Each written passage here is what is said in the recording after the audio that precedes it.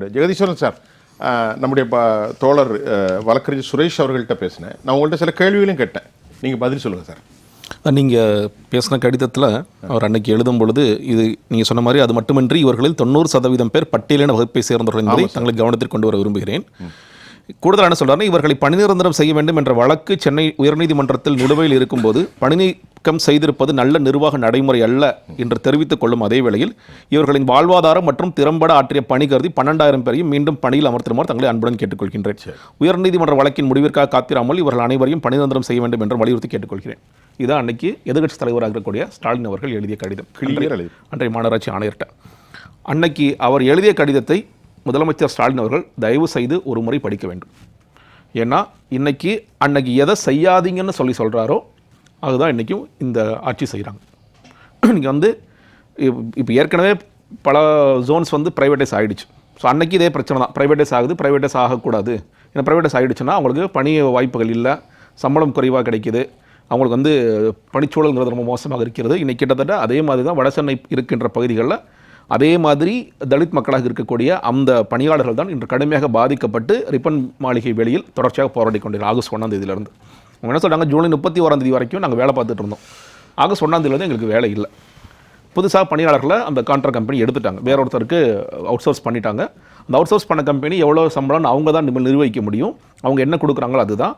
So மாநகராட்சியோடைய பணியாளரை நான் கிடையாது, நான் அந்த கம்பெனியோட கான்ட்ராக்ட் ஸ்டாஃபை நான் மாறிடுறேன். ஒரு நிமிஷம் இருங்க சார். சுரேஷ், அவங்களுக்கு எவ்வளோ சம்பளம் கான்ட்ராக்டில்? இப்போ அவங்க 23,000 சம்பளம் வராங்க. ஒரு நாள் மினிமம் வேஜ் சட்டப்பிரகாரம் ஒரு நாள் 253 ரூபா.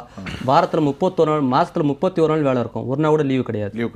அவங்க இப்போ எவ்வளோ டைம் வேலை பார்க்கணும்? அவங்க காலையில் 6 மணிக்கு, அதிகாலை 6 மணிக்கு ஜனங்க எந்திரிக்கும் 5 மணிக்கெல்லாம் வந்துடணும், வேலை செஞ்சு வேலை ஆரம்பிச்சிடணும். வெயில் வரைக்கும் வேலை செய்வாங்க, அதாவது 12 மணி வரைக்கும். 12 மணிக்கு 8 மணி நேரத்துக்கு மேலே. அவர்களுக்கு ஒரு நாளைக்கு 800 ரூபா கூட வரல. 753. அதுவும் குறைந்து நாங்கள் போராடி வாங்கினோம். அதுக்கு ஒரு ஜியோ போட்டு போராட்டம் பண்ணி அதுக்கப்புறம் கோர்ட் மூலிமா அந்த ஜியோ வாங்கினோம். இருங்க சொல்லுங்கள். இல்லை, இது எதுக்குன்னா நம்முடைய நேயர்களுக்கு தெரியும். ஆமாம், 753 ரூபா வாங்கி தான் நம்ம வீட்டை சுத்தப்படுத்துறாங்க.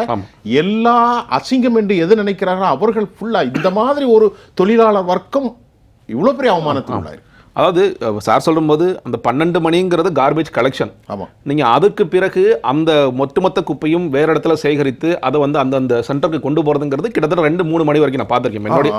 என்னுடைய வார்டில் போய் பார்க்கும்பொழுது 3 மணிக்கெலாம் சாயந்தரம் கையில் இருக்கக்கூடிய அந்த பகுதியில் நான் பார்த்துருக்கேன். 3 மணி வரைக்கும்லாம் 12 மணி கார்பேஜ் கலெக்ட் பண்ணிவிட்டு அதுக்கு குப்பையை எடுத்துட்டு அதற்கு பிறகு இன்னொரு மிகப்பெரிய பிரச்சனை கேட்டிங்கன்னா, இந்த பணி சாதாரண பணி என்றால் நிச்சயமாக கிடையாது. ஏன்னா படித்தவர்கள் படிக்காதவர்கள் இங்கே எல்லோருக்குமே என்னென்னா, தான் வீட்டில் இருக்கிற வரைக்கும் பிரச்சனை இல்லை, அது குப்பையாக மாறின அடுத்த சமயம் வீட்டோட வெளியே போயிடணும். ஆமாம், அதுவும் அழகான பிளாஸ்டிக் கவரில் என்னென்னத்தெல்லாம் போட்டு அடைக்கலாமோ. இன்றைக்கி குழந்தை இருந்துச்சுன்னா டைப்பர், அவங்க வீட்டில் வயதானவர்களின் டைப்பர், வயதானவர்கள் சின்ன குழந்தையோட டைப்பர், நீங்கள் மென்ஸ்ட்ரல் பீரியடில் யூஸ் பண்ணுற பேட்ஸ், எல்லாத்தையுமே, அது சாப்பாடு, நம்ம ஞாயிற்றுக்கிழமை கறி சாப்பிட்டோம்னா கறி, மீன் எல்லாத்தையும் ஒட்டுமொத்தமாக கட்டி கொடுத்துடணும். அவ்வளோதான்.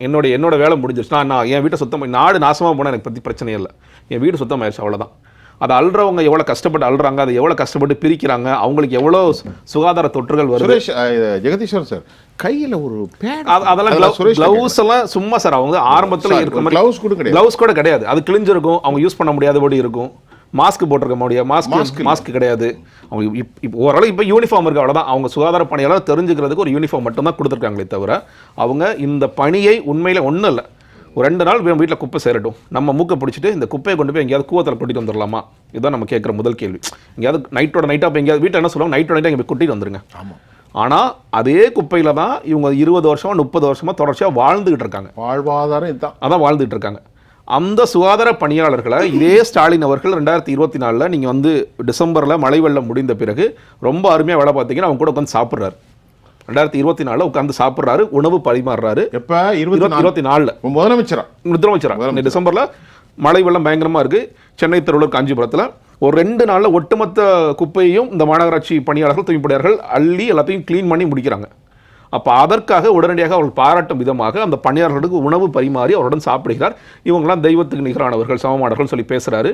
கொரோனா காலமாக இருக்கலாம், இந்த காலமாக இருக்கலாம், எல்லா காலத்திலும் அவர்கள் தான் கடுமையாக வேலை செய்தார்கள் அப்படின்ட்டு நல்லா வசனமெல்லாம் நல்லா பேசுகிறாங்க. என்னன்னு கேட்டிங்கன்னா, அடையாள ரீதியாக நீங்கள் தூய்மை பணியாளர்கள் அப்படிங்கிற பெயர் கொடுத்துட்டோம், அது மட்டும் போதும்பா. அவங்களுக்கு வேறு எதுவும் தேவையில்லை, அவங்களுக்கு சம்பளம் தேவையில்லை, அவங்களுக்கு இருக்க பிரச்சனைகள் தேவையில்லை, அவங்களுக்கான பணி பாதுகாப்பு தேவையில்லை, அதை பற்றிலாம் எந்த அக்கறையும் இல்லை, நம்ம வேலை முடிஞ்சிருச்சு அப்படிங்கிற ஒரு எண்ணத்தில் தான் இருக்காங்க. இன்னொன்று இப்போ எதுக்கு ப்ரைவேடைஸ் பண்ணுறாங்க, இது ஏன் வந்து இப்போ இந்த வேலை செய்ய போகிற வேலையை அவங்க ஏன் ப்ரைவேடைஸ் பண்ணுறாங்கன்னா மறைமுகமாக நமக்கு ஒரு லாபம் கிடைக்குது, அவ்வளோதான். நீங்கள் வேற ஒரு நிறுவனத்திற்கு இது கொடுக்க வேண்டிய ஒரே ஒரு காரணம், முன்னாடி நான் சொல்லியிருக்கேன், நீங்கள் போக்குவரத்து துறையில் ஏன் வந்து ப்ரைவேட் ஆம்னி பஸ் நல்லா ஓடுது, அரசாங்க பஸ் ஓடலை. ஒவ்வொரு விதத்திலையும் நம்மால் அரசாங்கத்தால் லாபம் சம்பாதிக்கக்கூடிய துறையை எடுத்து கொண்டு போய் ஏன் பிரைவேட்டை கொடுக்குறீங்க அப்படின்னு சொல்லி கேட்டிங்கன்னா ஒரே ஒரு காரணம் மட்டும்தான், குறிப்பாக நமக்கு பிரைவேட் நமக்கு லாபம் கிடைக்கும். ஜெகதீஸ்வரன் சார், குறிப்பாக எந்த ரூட்டில் என்னது நல்ல கலெக்ஷன் ஆகுது அதை தான் கொடுக்கும், அதான் கொடுப்பாங்க. ஏன்னா நமக்கு அரசாங்கத்துக்கு லாபம் தேவையில்லை, நமக்கு லாபம் தேவை. இன்னொன்று, இந்த நீங்கள் பேர் பார்த்தீங்கன்னா சாலிட் வேஸ்ட் மேனேஜ்மெண்ட், திடக்கழிவு மேலாண்மைம்பாங்க. உண்மையிலேயே திடக்கழிவு மேலாண்மை குறித்த ஒரு புரிதலாவது இன்னைக்கு இருக்கிற அதிகாரிகளுக்கோ இல்லை வந்து அரசில் இருக்கிற மேயர்லேருந்து மாநகராட்சி கவுன்சிலர்கள் யாருக்காவது ஒருவருக்காவது இருக்கான்னு கேட்டிங்கன்னா யாருக்குமே கிடையவே கிடையாது. ஏன்னா திடக்கழிவு மேலாண்மை அடிப்படை என்பது என்ன கேட்டிங்கன்னா, இது மக்கும் குப்பை மக்காத குப்பையை பிரித்து கொடுக்கணும், இந்த பணியாளர்கள் எல்லாத்தையும் ஒன்றா எடுக்கக்கூடாது, இதை பிரித்து இதை வந்து மறுசுழற்சி செய்து எப்படி கொண்டு வரணும். எல்லா நாடுகளும் நீங்கள் வந்து குப்பையிலிருந்து எப்படி அதை வளமாக மாற்றலாம் என்று பார்த்து கொண்டிருக்கிறார்கள். ஆனால் சென்னையில் என்ன பண்ணுறாங்கன்னா, குப்பை எப்படி மறுபடியும் குப்பையாக்குறது. இன்னும் சொல்லப்போனால் நீங்கள் சில நாடுகளில் மக்கள்கிட்ட காசு கொடுக்குறாங்க, நீங்கள் குப்பையை கொடுத்தா நான் காசு கொடுக்குறேன். ஆனால் இவங்க என்ன பண்ணுறாங்க, நீங்கள் வந்து குப்பை கொடுத்தா ஃபைன் போடுவேன் உனக்கு, நடுவில் ஒன்று கொண்டு வந்தாங்க. நீங்கள் ஒட்டுமொத்தமாக இந்த கடைகள் போட்டால் அவங்களுக்கு ஒரு ஃபைனு, வீட்டில் இருந்து குப்பையை சேகரித்து வச்சு அதுக்கு ஒரு ஃபைன், இந்த மாதிரியான விஷயங்கள் செய்தாங்க. இப்போ திடக்கழிவு மேலாண்மை குறித்த புரிதல் கிடையாது, இந்த துப்புரவு பணியாளர்கள் குறித்த அக்கறை கிடையாது. அப்படி இருக்கும் பொழுது என்னென்னா, இதை கைகளை விட்டுட்டு போனால் போதும், நமக்கு நம்ம ப்ரைவேடைஸ் பண்ணிவிட்டு போயிடலாம், அவ்வளோதான், நமக்கு வந்து எல்லா பிரச்சனையும் முடிஞ்சிடும் அப்படிங்கிற பார்வை மட்டும்தான் இருந்து கொண்டிருக்கின்றது. வேறு வழி இல்லாமல் அவர்களும் தொடர்ச்சியாக அந்த போராட்ட களத்தில் இருக்கிறார்கள். நீங்கள் 22,000 சொல்லி சொன்னீங்கல்ல, நீங்கள் வந்து அவர் கணக்குப்படியே 22,000 இருந்தால் கூட 750 750 தான் ஒரு நாளைக்கு. அது வந்து உண்மையிலேயே ஒரு வாழ்வாதாரத்திற்கு போதுமான ஒன்றா இன்றைய சென்னை மாநகராட்சியில் இருக்கின்ற ஒரு நோயில் விழுந்தான்னு வைங்களேன், வரும்ல அடிக்கடி ஒன்று கண்டிப்பாக வந்து 750 ரூபாய் எந்த மூளைக்கு எதுவுமே காணவே காணாது, எதுவுமே கண்டிப்பாக ஒன்றுமே பத்தாது. எவ்வளோ பெரிய கொடுமை. ஆமாம், நீங்கள் ஒன்றும் இல்லை, இப்போ அவங்களோட பசங்க, நாங்கள் வந்து தூய்மை பணியாளராக இருக்கோம், எங்கள் பசங்க வந்து நல்லபடியான ஒரு வாழ்க்கையை முன்னேறணும், நான் நல்ல ஸ்கூலில் படிக்க வைக்கணும், நல்ல ஒரு இடத்துக்கு அவங்க போகணும்னு நினச்சி அவங்கள படிக்க வைக்கிறாங்க, ப்ரைவேட் ஸ்கூல்லே படிக்க வைக்கிறான்னு வச்சுக்கோங்களேன், அவங்களால அதை மீட் அவுட் பண்ண முடியுமா? நிச்சயமாக முடியவே முடியாது. அந்த மாதிரியான ஒரு இன்னொன்று, நீங்கள் உங்களுக்கு வந்து இப்போ சார் சொல்கிறார்ல, கரெக்டான சம்பளம் கொடுக்கவே மாட்டாங்க, அது டிலே ஆகும். 10 நாள் 15 நாள் 1 மாதம் 2 மாதம் அந்த டிலேலாம் இருக்கும். இந்த வேலையும் ஆமாம், அது நடக்கும். அது நேரத்துக்குலாம் அவரும் வட்டிக்கு கடன் வாங்கணும், ஏதோ பண்ணணும், இந்த 750 ரூபா வட்டிக்கும் கட்டணும், அதுவும் பண்ணணும். எவ்வளோ இந்த மாதிரியான சிக்கல்கள் எல்லாம் சேர்ந்து தான் இன்று தூய்மை பணியாளராக இருப்பதுங்கிறது ரொம்பவே கொடுமையான விஷயம். அதை கூட நம்ம மதிக்காமல் அவர்களுக்கு உண்டான அந்த உரிய சம்பளத்தை கூட கொடுக்க மாட்டோம், அவர்களுக்கு உண்டான அந்த பணி பாதுகாப்பை கூட கொடுக்க மாட்டோம் அப்படிங்கிற லட்சணத்தில் தான் அரசாங்கங்கள் செயல்பட்டு கொண்டிருக்கின்றன. நான் என்ன நினைச்சேன், ஒரு நாளைக்கு 6 மணி நேரம் கான்ட்ராக்ட் கொடுக்கணும், உங்களுடைய ஸ்டாலினுக்கு போடுறதுக்கு எதுவுமே கிடையாதா ஸ்பெஷலா? எதுவுமே இல்லை.